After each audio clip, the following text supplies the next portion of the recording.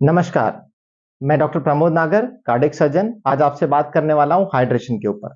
जब हम hydration word सुनते हैं, तो सबसे पहले हमारे दिमाग में जो चीज़ आती है, वो ये है कि हमें अधिक से अधिक पानी पीना चाहिए। हम जितना पानी पिएँगे, उतना स्वस्थ रहेंगे। लेकिन क्या अधिक पानी पीना हमारे बॉडी को वाक़ई हाइड्रेट करता है? या जो हमारी बॉडी की रिक्वायरमेंट है पानी को लेकर के, उसे पूरा कर पाता है? इसे समझाने के लिए doctor Peter Agre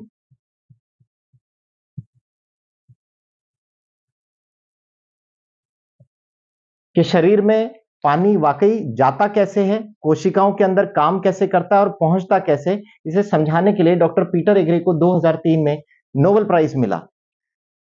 doctor Peter Agre का कहना है कि हमारे जो सेल हैं, हमारी जो कोशिका हैं, इनके सरफेस पे एक्वापोरिन्स या स्पेशल प्रोटीन्स होते हैं और ये माध्यम बनते हैं हमारे शरीर में पानी को ले जाने के।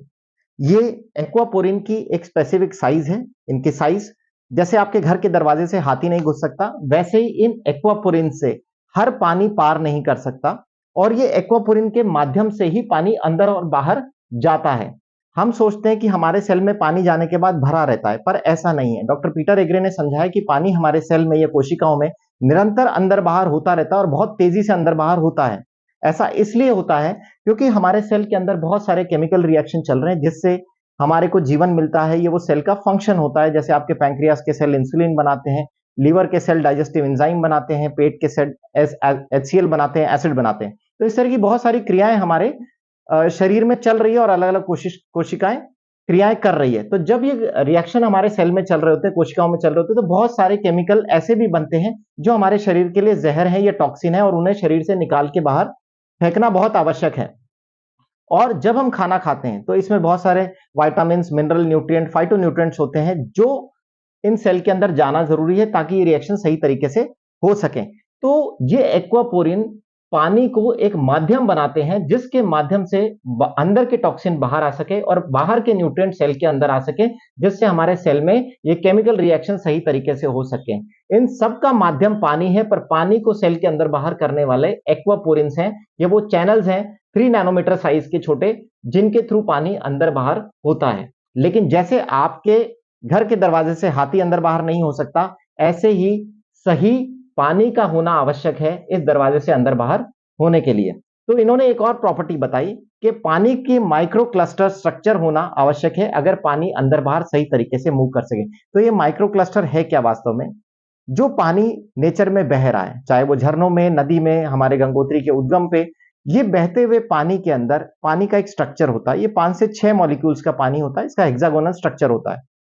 लेकिन जैसे ही हम पानी को रोकते हैं, चाहे बांध बना के, चाहे टंकी में भर के, चाहे हमारे घर के नीचे टैंकर के अंदर, पानी रुकने की वजह से भारी हो जाता है। ये इसके मॉलिक्यूल्स एक दूसरे में चिपकने लग जाते हैं और ये 25 से 26 मॉलिक्यूल का हो जाता है। ये यूं मान के चलिए इसकी साइज बढ़ जाती है। एक माइक्रो क्लस्टर्ड पानी, ये छोटे आकार का सही स्ट्रक्चर का पानी इस चैनल से बहुत आराम से अंदर बाहर हो सकता है। लेकिन मोटा पानी या अनस्ट्रक्चर्ड वाटर जिसे हम कह सकते हैं, अनस्ट्रक्चर्ड वाटर इस एक्वापोरिन के माध्यम से इजीली अंदर बाहर नहीं हो सकता, जिसकी वजह से आपका सेल डिहाइड्रेट हो जाता है या यूं कहे उसका हाइड्रेशन सही नहीं हो पाता। तो आपकी कोशिकाओं का सही हाइड्रेशन मेंटेन करने के लिए ये एक्वापोरिन चैनल्स के थ्रू स्ट्रक्चर्ड वाटर का सही क्वांटिटी में जाना जरूरी है। तो मैं समझाता हूं आपको फर्क स्ट्रक्चर्ड और नॉन स्ट्रक्चर्ड वाटर में क्या है। इसके लिए मैं समझाने के लिए मैं ग्रीन टी लूंगा। ग्रीन टी को अगर हम समझें तो ग्रीन टी एक बैग है। ये जो बैग है, ये सेल्यूलोज का बैग है। सेल्यूलोज एक तरीके से मान सकते हैं हमारे सेल का स्ट्रक्चर है, हमारी कोशिकाओं का एक स्ट्रक्चर है और इसके अंदर ये चाय पत्ती भरी हुई है। ये चाय पत्ती के अंदर अर्क है। कोई भी पानी अगर स्ट्रक्चर्ड है तो वो इसके अंदर आसानी से जा पाएगा और बाहर निकल पाएगा। जब हम ग्रीन टी बनाते तो हम ठंडे पानी में कभी भी ग्रीन टी नहीं बनाते, हम इस ग्रीन टी को गर्म पानी में बनाते हैं। वो ऐसा इसलिए, जब पानी गर्म होता है, भाप के रूप में कन्वर्ट होता है, तो वो पतला हो जाता है या स्ट्रक्चर्ड हो जाता है, जिसकी वजह से वो आराम से इन कोशिकाओं में जा पाता है। तो ये चीज समझाने के लिए मैंने एक एक ग्लास लिया है। इसके अंदर मेरे घर का नॉर्मल पानी है, आरओ का पानी है। ये यूं कहें डायरेक्ट टैप वाटर की सप्लाई है। मैं इसके अंदर ये पाउच आपको डुबो करके दिखाता हूं। आप देख रहे हैं कि इसमें ग्रीन टी नहीं बन पा रही है। ये नहीं बनने का कारण ये है कि ये पानी जो है अनस्ट्रक्चर्ड पानी है। सबसे पहले इसे सरकारी बांध में रोका गया, फिर इसे सरकारी टंकियों में रोका गया, फिर मेरे पानी की टंकी में ये रुका और ये पानी अनस्ट्रक्चर्ड होने की वजह से इस सेल्यूलोज की अंदर नहीं जा सका पाउच के अंदर और इसका एक्सट्रैक्ट नहीं निकाल सका। अब मैं आपको एक दिखाता हूं स्ट्रक्चर्ड वाटर। इस कप में मैंने लिया है स्ट्रक्चर्ड वाटर और मैं अब इस बैग को इसमें डिप कर देता हूं। आप देख रहे हैं कि कितनी आसानी से ग्रीन टी बन गई है। स्ट्रक्चर्ड वाटर आपकी कोशिकाओं में बहुत आसानी से पेनिट्रेट कर सकता है। पुराने आयुर्वेद में कॉपर के जो बर्तन के अंदर 12 घंटे पानी को रखने की पद्धति बताई गई है, वो बेसिकली पानी को स्ट्रक्चर करने का तरीका है और दूसरा उसे डिकंटामिनेट, ताकि बैक्टीरिया उसमें से मर जाए, पानी स्ट्रक्चर्ड हो जाए।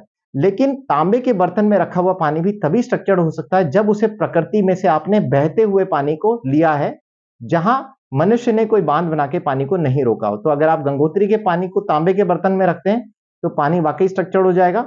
वैसे ही गंगोत्री का पानी स्ट्रक्चर्ड पानी है, लेकिन उसी पानी को अगर हम तांबे के बर्तन में रखते हैं तो एंटीबैक्टीरियल गुण भी पैदा करेगा और आपके पीने के लिए अच्छा होगा। लेकिन जो हमारे पास सप्लाई का पानी आ रहा है, ये नॉन स्ट्रक्चर्ड वाटर है और ये आपकी बॉडी को हाइड्रेट नहीं कर सकता।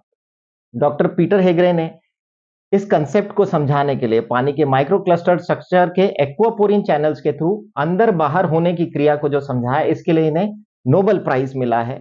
दोस्तों, नोबेल प्राइज दुनिया का सबसे बड़े प्राइज में से आता है। हम धन्य हैं ये सोच के कि ऐसे डॉक्टर्स अवेलेबल हैं दुनिया के अंदर जिन्होंने वाकई चीजों को समझा है और हम तक पहुंचाने का कष्ट उठाया है।